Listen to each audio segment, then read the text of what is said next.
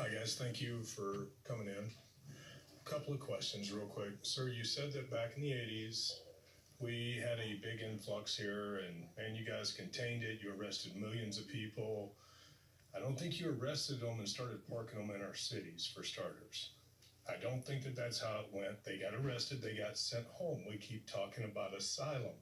I'm a United States Marine. I've traveled this world. I've seen war-torn, terrible situations. Asylum, unless somebody changed that rule, is given to the first country you come to that you're not under attack. I want somebody to explain to me how we have tens of thousands of illegals, because at that point you're not legal, you're here illegally, coming into my city, right down the hill from my house, walking in. Our border patrol, they're not chasing bad guys now. The bad guys are chasing them. They run to them.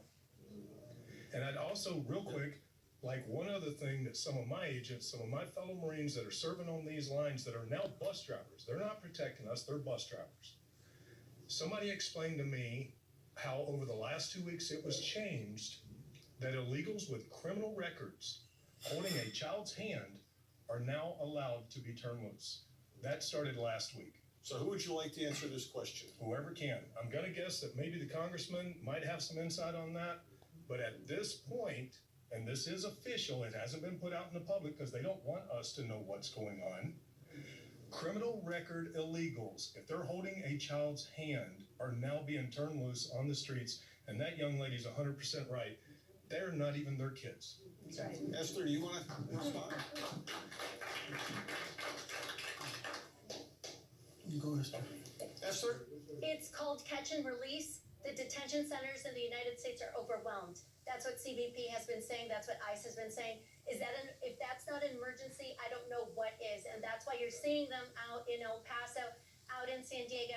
And who's bearing the cost of this? It's the middle taxpayer. It's not the corporations. And it's certainly not the undocumented person.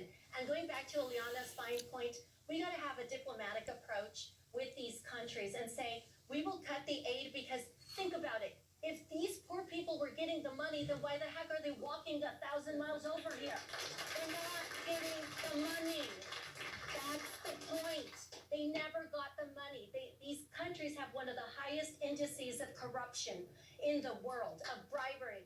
That's why these poor people walk and over here to get employment. So you're exactly right. This is going through San Diego all the way to El Paso, this catch and release. And it's not fair and it's not right. And certainly you're correct in that some of them do have criminal records. But that's what happens when there is illegal immigration. There's no admission and there's no inspection. We don't know who done it. Okay. We're going to have one more audience question, then give our panel a chance to wrap up. Good evening. My name is Maria Gordon, and I'm a resident of the west side of El Paso. Thank you for coming to my neighborhood.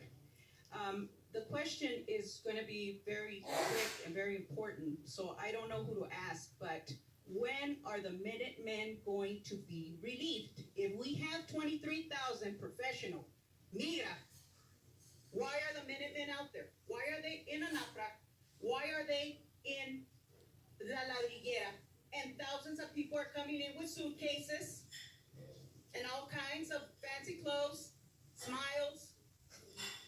I mean, this is ridiculous. And they're not too far from my house. And, we are really going to exercise the Second Amendment right.